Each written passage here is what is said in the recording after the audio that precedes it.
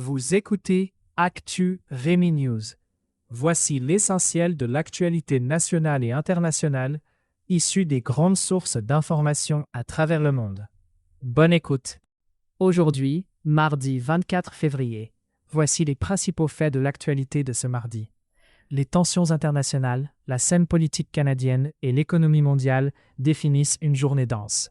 Les avancées scientifiques, l'état du climat et des faits de société complètent ce panorama. Enfin, nous revenons sur les derniers résultats olympiques. Géopolitique. L'AIEA a confirmé que l'Iran accélère la production d'uranium enrichi à 60%. Les États-Unis ont officiellement exprimé leur inquiétude face à cette évolution, estimant qu'elle réduit le temps nécessaire à l'Iran pour produire une arme nucléaire. Téhéran, de son côté, maintient que ses activités nucléaires servent uniquement des fins civiles. Dans le dossier ukrainien, l'armée russe a intensifié ses frappes sur Kharkiv. La municipalité rapporte des pertes civiles et des dommages majeurs aux infrastructures. Le gouvernement ukrainien annonce que l'aide militaire occidentale, en particulier d'Allemagne, a permis d'intercepter plusieurs missiles. En Chine et dans la région Asie-Pacifique, Pékin a testé cette semaine un nouveau missile balistique à portée intermédiaire. Le ministère japonais de la Défense a convoqué l'ambassadeur chinois pour exprimer ses préoccupations quant à la sécurité régionale. Washington a mené des exercices navals conjoints avec l'Australie au large des côtes australiennes. Au Moyen-Orient, les affrontements se sont poursuivis à Gaza. L'Égypte a accueilli des délégations israéliennes et palestiniennes en vue de relancer le dialogue sur une trêve temporaire. En Amérique latine, le Brésil a adopté de nouvelles sanctions à l'encontre de responsables vénézuéliens. Le gouvernement de Brasilia affirme réagir à des violations des droits humains signalées dans l'État de Zulia. Canada. Le gouvernement fédéral dévoile un nouveau programme de bourse destiné à soutenir les étudiants autochtones. Le Québec a annoncé une enveloppe de 60 millions pour rénover plusieurs écoles secondaires à Montréal et Laval. La Colombie-Britannique a enregistré une progression de 3% du nombre de nouveaux arrivants en janvier, selon Statistique Canada. À Ottawa, la Chambre des communes a adopté à l'unanimité un projet de loi visant à renforcer la cybersécurité dans les organismes publics. La Société de transport de Toronto lance une nouvelle flotte de bus électriques financée en partenariat avec le secteur privé. Enfin, la police de Winnipeg annonce l'interpellation de plusieurs personnes à la suite d'une opération contre le trafic d'armes à feu dans la région. Économie. Sur les marchés des matières premières et des devises, l'or s'établit à 5 174 $ américains, en hausse de moins 0,6% sur 24 heures.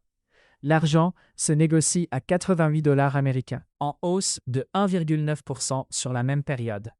Le Bitcoin évolue à 73 223 en hausse. Le dollar canadien s'échange à 0,73 $ américains. Le gouvernement ontarien a présenté son budget prévisionnel pour 2026, affichant un déficit de 3 milliards de dollars. La Banque centrale européenne a confirmé le maintien de son taux directeur à 4%. Tesla annonce un investissement supplémentaire de 900 millions de dollars dans une nouvelle usine de batteries au Texas. Le ministère des Finances du Japon fait état d'une hausse de 2,4% des exportations sur le dernier trimestre. Air Canada introduit une nouvelle grille tarifaire avec des hausses moyennes de 6% sur les vols domestiques. Au Royaume-Uni, le taux de chômage recule à 4,1% au dernier trimestre. L'Office national de la statistique, Science. Des chercheurs de l'Université de Calgary ont publié une étude sur une molécule innovante capable de ralentir la progression de l'Alzheimer.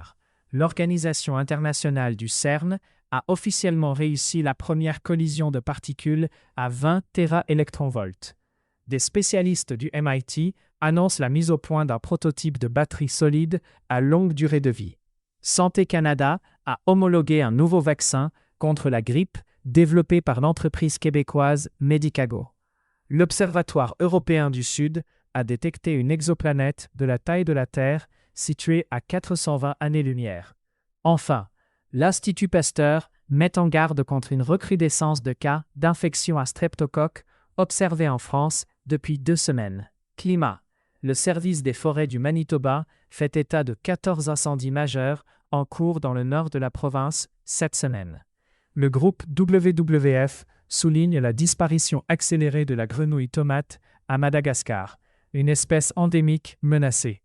L'Agence internationale de l'énergie rapporte une baisse de 2,1% des émissions de CO2 du secteur électrique en Allemagne en janvier. Monde. La Cour pénale internationale a formellement émis un mandat d'arrêt contre un ancien ministre soudanais pour crime de guerre au Darfour. En Italie, la ville de Rome célèbre la réouverture complète du Forum romain après 20 ans de restauration. Les autorités espagnoles ont expulsé 17 personnes impliquées dans un réseau international de traite des êtres humains à Madrid. En Nouvelle-Zélande, le Parlement a voté une loi facilitant le changement de nom pour les personnes transgenres. Le musée du Louvre a enregistré un record de fréquentation avec 12 millions de visiteurs en 2025. Le Chili commémore aujourd'hui le centenaire de la naissance de la poétesse Violeta Parra lors d'une cérémonie officielle à Santiago. Jeux olympiques. Le Canada totalise 21 médailles aux Jeux olympiques. Cela inclut 5 médailles d'or, 7 d'argent et 9 de bronze. À savoir aujourd'hui, le 24 février 1868, le premier brevet pour une machine à écrire est octroyé à Christopher Latham Scholes. Le 24 février 1920, l'artiste canadien Jean-Paul Riopelle voit le jour à Montréal. C'était Actu Rémi. Pour suivre l'actualité chaque jour, visitez acturemi.news. N'hésitez pas à aimer, partager et faire connaître Actu Rémi autour de vous.